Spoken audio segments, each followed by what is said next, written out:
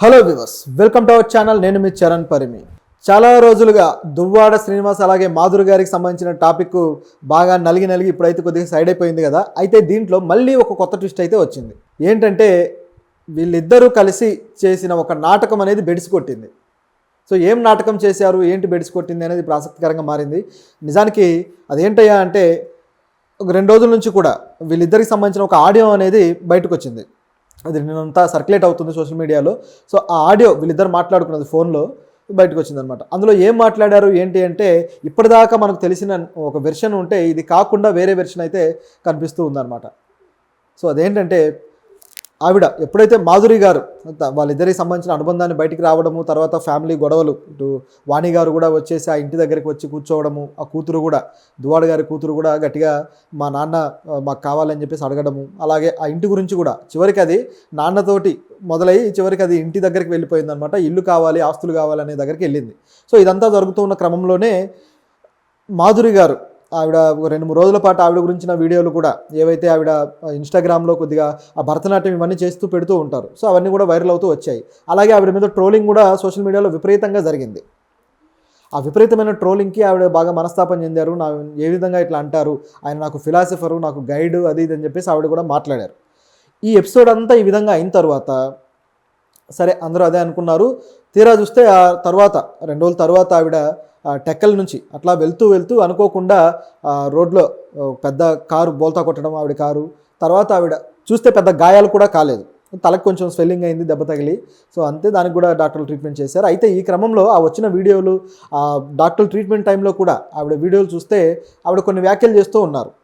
So ఏమన్నారంటే ఆవిడ ఆ టైంలో, నన్ను చంపేయండి, నేను సూసైడ్ చేసుకోవడానికే ఈ విధంగా కారులో వెళ్ళాను, ఏదో ఒక దానికి డాష్ ఇస్తే ఆ సూసైడ్ జరిగిపోతుంది, సో నేను చచ్చిపోతాను, నన్ను వదిలేయండి అని చెప్పేసి ఆవిడ పెద్ద రాద్ధాంతం చేశారు. అంటే సూసైడ్ చేసుకోవడానికే ఈ ట్రోలింగ్, తన మీద వచ్చిన నెగిటివిటీని భరించలేక సూసైడ్ చేసుకుందామని ఆవిడ ఆ విధంగా ఆ రోజు కారులో వెళ్ళారట.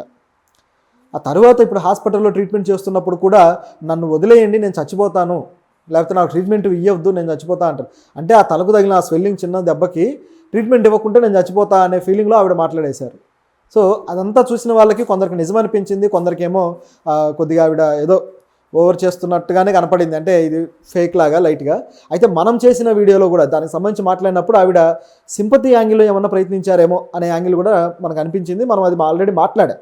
మహిళ కావచ్చు, ఆవిడ మీద ఈ విధంగా కొద్దిగా ట్రోలింగ్ అవ్వడం కావచ్చు, ఇవన్నీ పాయింటే. ఆ ట్రోలింగ్ను కూడా మనం తప్పుపట్టాల్సిందే.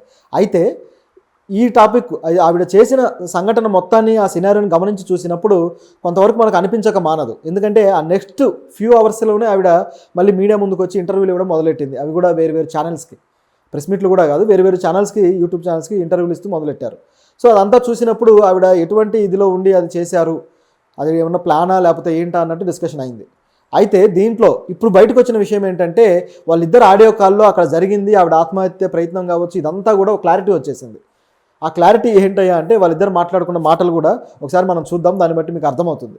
వాళ్ళ సంభాషణ ఎట్లా సాగింది ఏంటని చూస్తే, దువ్వాడ గారు మామూలుగా ఫోన్ చేసిన తర్వాత ఆయన హలో అన్నాడు. మాధురి గారి రియాక్షను, ఏవండి అన్నారు. దువ్వాడ అమ్మ ఎలాగుందే అన్నాడు. మాధురి పర్లేదు అని చెప్పేసి, తర్వాత దువ్వాడ ఎంత పని చేసావని చెప్పేసి అడిగాడు. వాళ్ళని తీసుకెళ్ళి ఉంటే బాగుండేది కదా, అంటే డ్రైవ్ చేయడానికి వేరే వ్యక్తిని. సో అని అన్నారనమాట. దానికి మాధురి, ఆడికి కూడా ఏదో ఒకటి అయ్యి ఉండేది, అంటే ఒకవేళ డ్రైవ్ చేయడానికి వస్తే ఆ వ్యక్తికి కూడా ఏదో ఒకటి అయ్యి ఉండేది అనేది మాధురి గారు. అలాగే దువ్వాడ, ఇప్పుడు ఎలాగుంది నీ ఒంట్లో, ఆవిడ అన్నారు. అలాగే దువ్వాడ అన్నారు. దువ్వాడ మళ్ళీ రిపీటెడ్గా అడిగారనమాట, ఒంట్లో ఎలాగుంది అని చెప్పేసి. మాధురి గారు తలకి కొంచెం దెబ్బ తగిలింది, తలంతా నొప్పిగా ఉంది అన్నారు. ఓకే. దువ్వాడ, నిన్ను ఇప్పుడు హాస్పిటల్లో పెట్టారా అంటే, మాధురి అంబులెన్స్లో ఉన్నాను, ఎక్కడికి వెళ్ళి తీసుకెళ్తున్నారో తెలియదు అన్నారు. దువ్వాడ, అంబులెన్స్లో ఉన్నావా? మాధురి, అవును. దువ్వాడ, హేమాచలం నీ వెనకాలే వస్తున్నాడు, దగ్గరికి వచ్చేసాడు అని చెప్పాడు. మాధురి, ఎవరు అంటే దువ్వాడ, హేమాచలం అని చెప్పి స్ట్రెస్ చేశాడు, ఆల్రెడీ వచ్చేసాడు, అవినాష్ కూడా వస్తున్నాడు, పద్మకు పంపిస్తున్నాను, నువ్వేం వర్రీ అవ్వకు. నువ్వు ఒకటి చెప్పు, దీన్ని ఏం చెప్తావంటే, నేను కావాలని సూసైడ్ చేసుకోవాలని చూశాను, దువ్వాడ వాణి చేసినటువంటి అరాచకం 4 రోజులుగా చేస్తున్న ఈ ఏదైతే ట్రోలింగ్ ఉందో దీని మీద సూసైడ్ చేసుకోవాలని, చనిపోవాలని నేనే గుద్దేశాను అని చెప్పేసి చెప్పు, ఈ ఒక్కటే మాట చెప్పు అని చెప్పేసి దువ్వాడ ఇవిడికి చెప్తున్నారు మాధురికి. మాధురి గారు అన్నారు, ఇదొక్కటే చెప్పు, డాక్టర్కు చెప్పు, అలాగే అన్నీ నేను చూసుకుంటానని చెప్పేసి ఆయన అన్నాడు. మాధురి, ఓకే, నేను మనస్తాపం చెంది హైవేలో వెళ్ళి గుద్ది చచ్చిపోదామని అనుకున్నాను, నన్ను ఎవరు కాపాడొద్దు అని చెప్తా అని చెప్పేసి ఆవిడ అన్నారు. సో ఆయన చెప్పిన దానికి ప్రాంప్టింగ్ అనమాట కరెక్ట్గా ఆవిడ చెప్పడం జరిగింది. అలాగే దువ్వాడ అదే వర్డ్. అలాగే మాధురి ప్రెస్కి పంపించండి, నేను దిగేటప్పటికే ప్రెస్కి పంపించండి అని చెప్పి ఆవిడ రిక్వెస్ట్ చేశారు. ఓకే, ఆయన కూడా ఓకే పంపిస్తాను అని చెప్పేసి అన్నాడు. దాంతోపాటు ఎమోషనల్ బ్లాక్మెయిల్ చేయాలి అని చెప్పేసి ఆవిడకి హింట్ ఇచ్చాడు. అంటే ఇట్లా ఎమోషనల్గా, అంటే నేను చచ్చిపోవాలనుకున్నాను అని చెప్పేసి కొద్దిగా చెప్పడం ద్వారా ఏదైతే ఎవరికైతే తగలాలో వాళ్ళకి తగులుతుంది అనేది దువ్వాడ గారి ఒపీనియన్. మొత్తానికి ఆయన ఇచ్చిన హింట్ని అయితే ఆవిడ అందుకున్నారు. సో అందుకున్న తర్వాత ఇక ఆవిడ తన విషయం చెప్తూ ఉన్నారనమాట. ఫస్ట్ అవినాష్కి చెప్పి ప్రెస్ మీట్ ఏర్పాటు చేయండి, జిహెచ్ఎంస్కి అర్జెంటుగా వెళ్ళమనండి. సో ఇక్కడ ఈవెన్ అక్కడికి ట్రీట్మెంట్కి తీసుకెళ్తున్నారు కదా, సో సూసైడ్ అటెంప్ట్ చేసిందని ఎవరికైనా చెప్పేయండి, అంటే న్యూస్ బయటికి లీక్ చేయండి అని చెప్పేసి ఆవిడ అడుగుతున్నారు. సో దువ్వాడ అయితే నేను ఆల్రెడీ మెసేజ్ పాస్ చేసేసానని చెప్పేసి ఆయన అన్నాడు. సో ఈ విధంగా వీళ్ళిద్దరి మధ్య అయితే డిస్కషన్ జరిగింది. సో దాని తర్వాత చివరికి వచ్చేసరికి మరి కారు పూర్తిగా బోల్తా పడిందా అంటే ఆవిడ పూర్తిగా బోల్తా పడిందని చెప్పేసి ఆవిడ వివరణ ఇచ్చారు. ఇంకా కాసేపు నుండి పెట్రోల్ లీక్ అయ్యి గ్యాస్ ఫామ్ అయిపోయి మొత్తానికి ఊపిరి తీసుకోలేకపోయేదాన్ని అని చెప్పేసి ఆవిడ అన్నారు. సో ఇట్లా ఈ విధంగా అయితే ఈ డిస్కషన్ అంతా వీళ్ళకి జరిగింది. చూస్తూ ఉంటే చాలా ఆసక్తికరంగా ఉంది. అంటే వీళ్ళు ఇప్పటిదాకా చెప్పిందంతా కూడా వాళ్ళు ఒక సింపతి క్రియేట్ చేసుకోవడానికి, వాళ్ళ మీద ప్రజల్లో ఉన్న నెగిటివిటీని పోగొట్టుకోవడానికి ఇలాంటి ఒక క్రియేషన్ అనమాట, ఒక స్టోరీ కట్టుకథ అల్లి తీసుకొచ్చారనేది ఒక రాజకీయ నాయకుల చతురత కనిపిస్తుంది ఇక్కడ. ఇంత డ్రామా అవసరమా? నిజాయితీగా ఉండుంటే ఇంకా ఇంతకన్నా ఎక్కువ విలువే వచ్చిండేది వాళ్ళకి. కానీ ఎప్పుడైతే ఆవిడ ఈయనేమో మేము శారీరకంగా కలిసామన్నారు, ఆవిడేమో కలవలేదు, ఒక అడల్టరీ రిలేషన్ లాంటిది, సో ఆయన ఒక ఫిలాసఫర్ అని ఆవిడ అన్నారు. సో ఈ మాటల్లో ఉన్న తేడాలు కావచ్చు. అదేవిధంగా మరి పెళ్లి చేసుకుంటారా అంటే ఆవిడ దానికి సరిగా సమాధానం చెప్పలేదు వాళ్ళు. సో ఇట్లా రకరకాలుగా మాటలు తీసుకొచ్చారనమాట. చివరికి ఎవరు ఏం మాట్లాడుతున్నారనేది పొంతం లేకుండా పోయింది. సో ఇటువైపు భార్య వైపు నుంచి కూడా ఆస్తుల గురించి మాత్రమే గొడవకు రావడం, ఇదంతా కూడా చూస్తే చివరికి ఈ ఇన్సిడెంట్ మీద ప్రజలకు కూడా వీళ్ళ మీద గౌరవం తగ్గిపోయిందనమాట.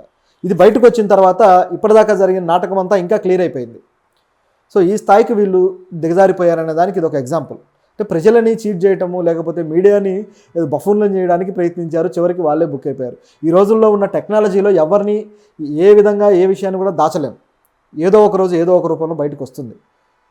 సో ఇలాంటి విషయాల్లో అయితే ఇంకా ఎంత అలర్ట్గా ఉన్నా కూడా పనిచేయదు.